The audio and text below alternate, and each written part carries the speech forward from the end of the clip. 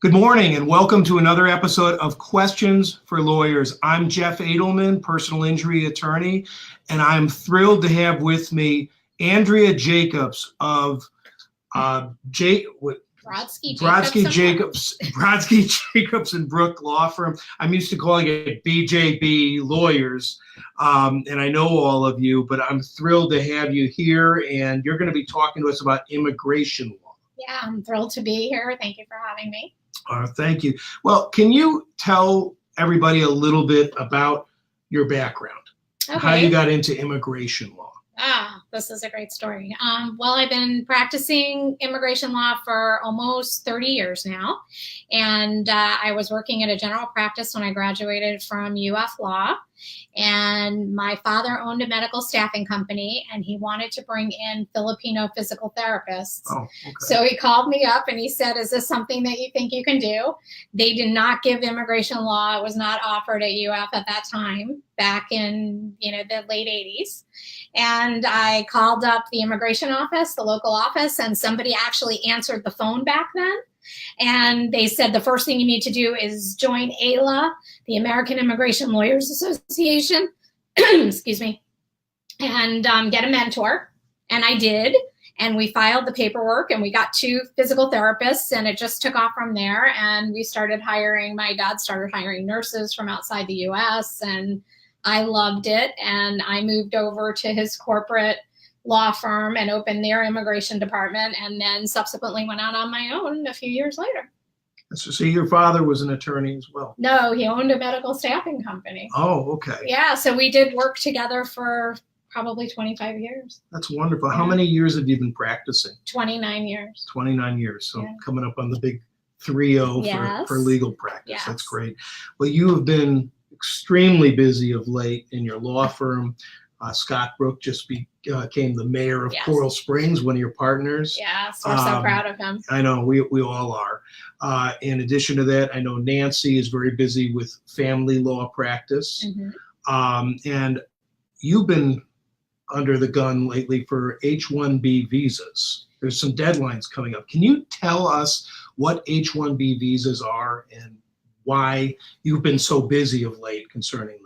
Sure. H-1B visas are temporary non-immigrant professional visas. So the position needs to require at least a bachelor's degree or the equivalent years of experience. So, for example, we have about 26 software engineer petitions that we have downstairs that we're getting ready to go out. The visas need to be filed on April 1st every year for an October 1st start date. Right now, what happens in the H-1B world is hundreds of thousands of petitions get filed for 65,000 slots. And they receive petitions in for the first 5 business days after April 1st. And then they run an electronic lottery and select from there. So out of the 30 some odd visas that we'll be filing, we hope that we'll get 25%. So if I'm understanding correctly, the filing date is April 1st, and there's a quota.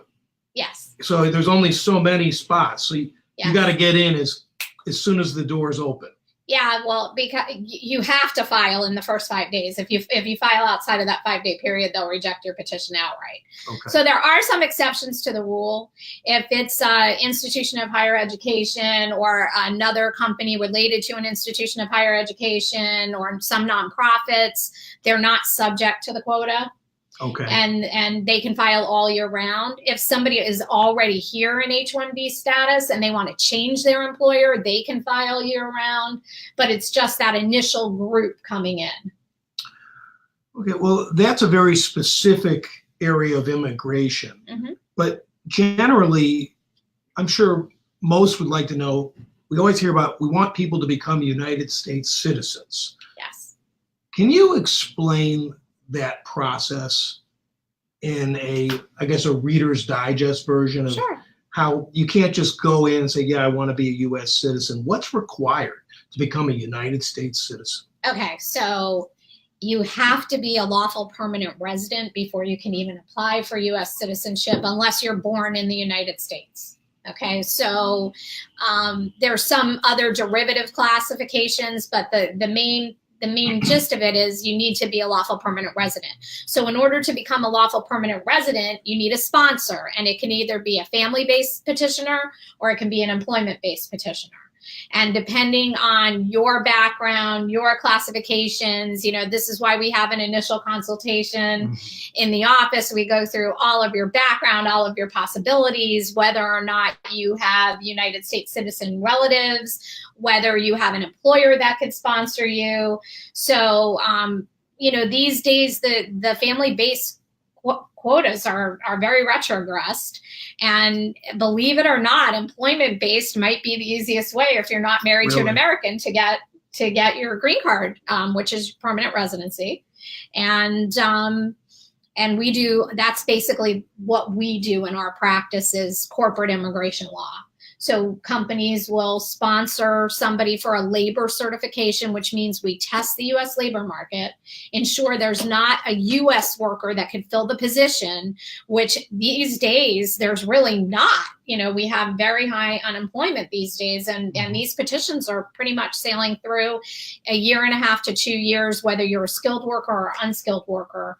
You can pretty much, if you have an employer willing to go through the process with you, you can pretty much get your green card. Once you have your green card for 5 years if it's employment-based, or 3 years if you're married to an American, then you can apply for your citizenship. So it's actually easier these days to go through your employer to become a United States citizen than through like a familial relationship? Unless you're married to an American, even or in some situations, a child sponsoring a parent. Okay. But that process still takes it could take over a year. How long has it been like that? Has it always been where a employer relationship is easier to go through than familial or anything like that? Or is that something that's changed over the years? All the quotas move based on usage, and throughout the past, my tenure of doing this, we've seen retrogression in different categories at different times. What happened when the Trump administration took office, they put in a directive that all employment-based cases that were filed in the U.S. must be interviewed. And previously, only 2% of the cases were interviewed just to make sure that everything was being done right. So now they pushed all the family-based cases back in order to interview the employment-based cases. So we don't have enough immigration officers, which is a huge problem. And so now we're seeing that the marriage cases that were taking maybe 4 to 8 months to be processed are now taking over 2 years to be processed. You brought up the changes, under the Trump administration. I imagine that you have seen a difference in your business in terms of the type of calls you get and what you have to do. Can you talk about how much different your practice has been since Donald Trump took office? Yes, we've seen an unseen directive at the service center level of we call them RFEs, they're requests for evidence. We've seen a record number of RFEs since he took office. Virtually on every employment-based case, we'll see an RFE. So that in turn is costing client more money because in order to answer, sometimes these RFEs I heard someone tell me today, they got one that was 18 pages long. What is RFE again? Request for evidence. So once you do your initial filing, the service is coming back at you and saying, listen, you didn't give us this. We want you to prove this and we want you to prove that. And it's just, it's a tremendous amount of additional work. So it's costing employers more money. On the family-based side of it, we really haven't seen that much of a difference other than the timing. There's many more denials of employment-based petitions than there were previously. We represent a lot of software development companies, and these companies that have never had any issues getting people in have been getting denials for the first time. Really. So there's been some changes. I mean, monetarily on our side, we're making more money, but it's very disheartening not to be able to give your client what they're paying for. So, and knowing what clients were paying years ago compared to now. Exactly. Well, and that leads me to my next question. And again, whenever somebody comes to an attorney, one of the first things they want to know is, how much is this going to cost me? Mm-hmm. So if you could, how is it that you charge for your services, and what could somebody expect to pay? Okay, so most immigration attorneys historically have charged flat fee. So we have really a fee sheet, and if they're basic matters and they're not complex with issues like criminal records, things of that nature, then we charge on a flat fee scale.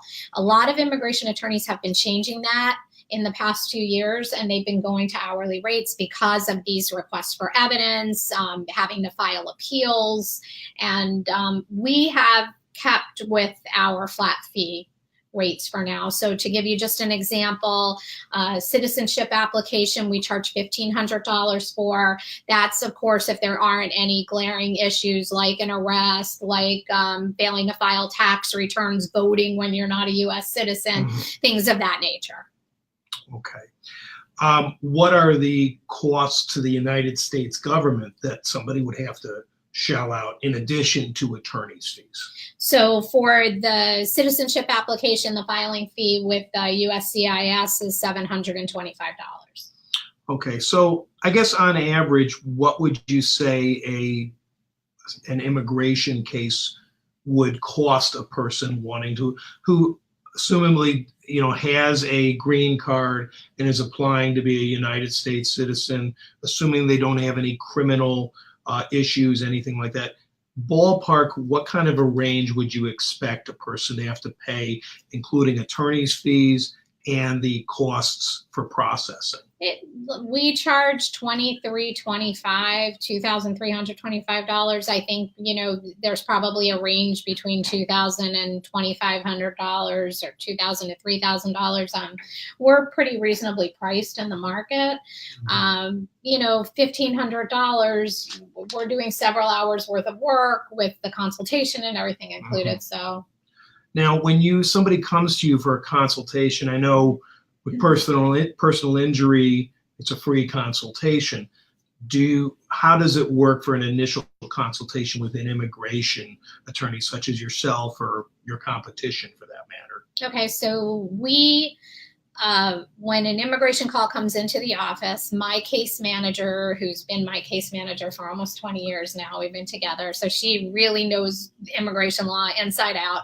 She fields that first initial call, makes sure that we can actually help the person, sets them up for a consultation. I charge $275 for an immigration consultation, but that money is applied towards the retainer when you hire us. So if you hire us, you're not out any money. If you come and spend an hour with me, you paid me $275 for that hour. Well, it sounds like it's a very detailed interview that you give the person to see if you can help them. Yes, we do.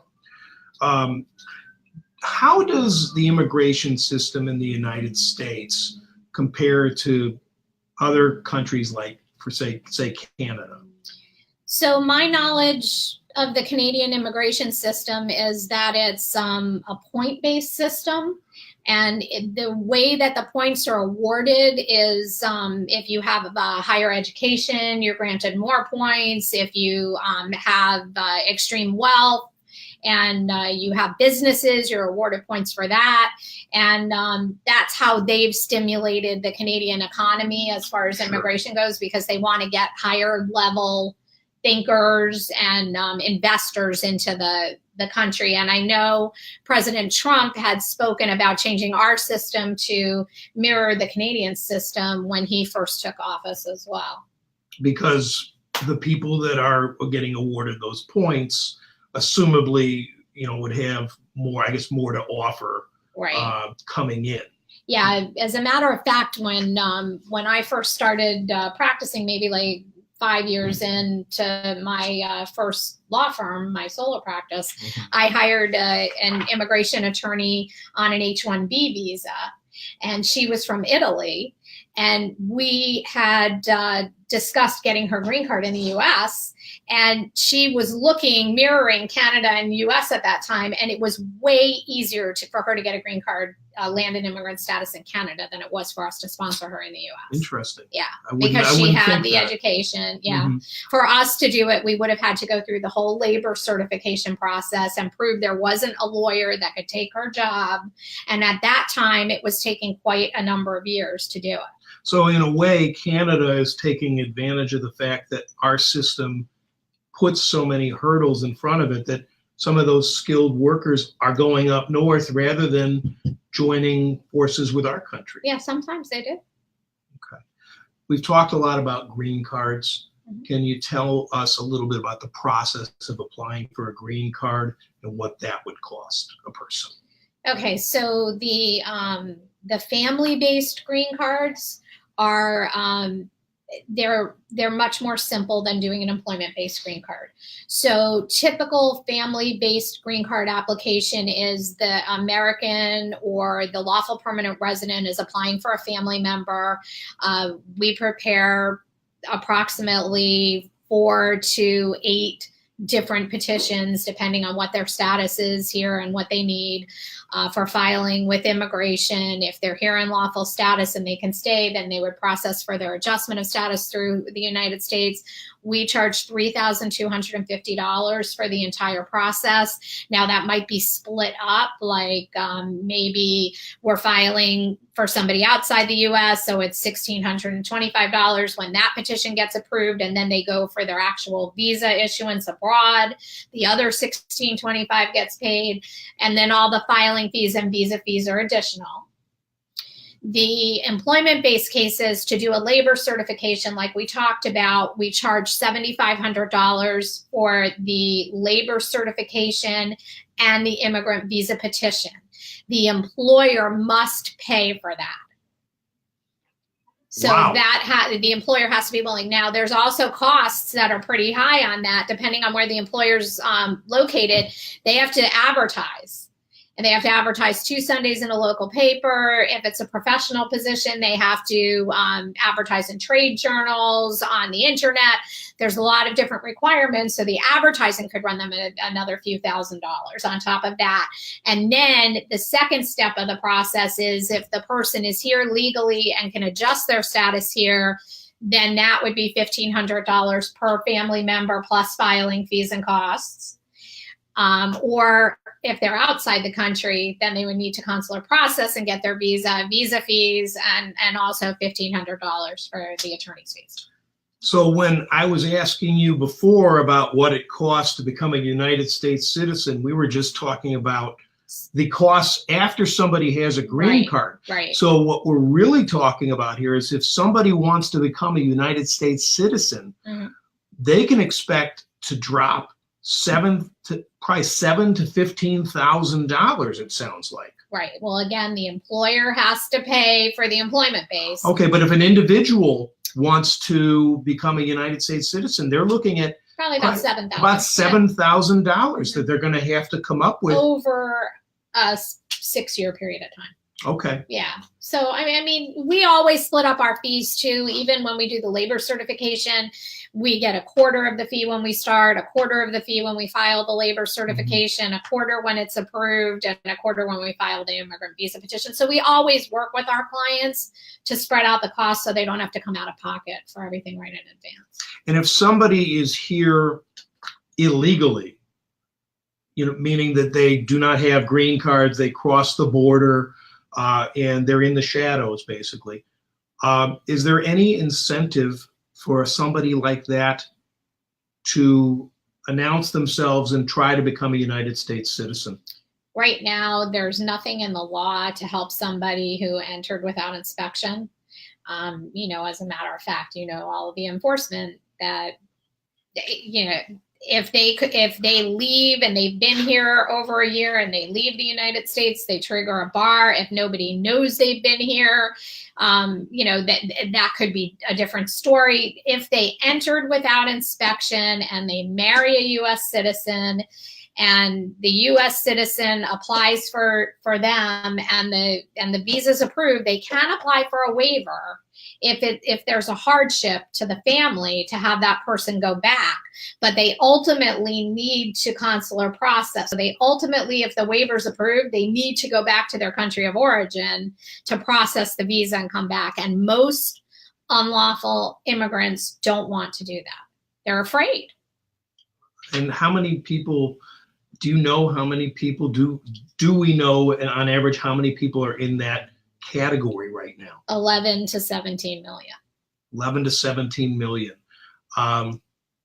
Do you, based on your experience, do you have, if Congress were asking you what to do about those people, what do you think the most efficient thing to do would be? What, I mean, without getting too political, but given that we have 11 to 17 million people in the shadows, there really isn't anything that we can do to give them an incentive to come out and know that they're here. Is that correct? That's correct. Okay. And you know, in 1986, President Reagan had amnesty, introduced the amnesty, and everybody thought that would be a fix to immigration, but they did the amnesty and then they didn't fix the immigration system. So I think you raise a really good point, and I believe that there should be some pathway to citizenship for these undocumented immigrants, and I believe there's been good legislation introduced to do that. Right. But unless we fix the problems, then it's always going to continue to be an issue. Right. And at the same time, even people who are upset that people are here illegally, I mean, it's a real issue. It's not going away. And unfortunately, there just doesn't seem to be any mechanism to deal with it. Rounding up 11 to 17 million people is not going to be a real easy thing to do for any country. Exactly. If these people aren't doing anything wrong and they're flying under the radar, nobody knows where they are or what they're doing. And yeah, that will never be achieved. Well, Andrea, thank you so much for being with me today. This was a lot of fun. Can you please tell everybody how they can contact you if they have any questions in the future? I put your website up on the screen, but if you could tell them your phone number and your email address, or whatever information you'd like to give them. Great. Again, our law firm is Brodsky, Jacobs, and Brook. We're actually located just one floor under Jeff's office. And I hope the commute wasn't too hard. It was awesome today. And you could reach us at 954-344-7737. My email, Andrea, Andrea, @bjblawyers.com. And again, we would love to help anybody that has any questions. Thank you so much. Thank you. Have an awesome day, Andrea. You too. I thought that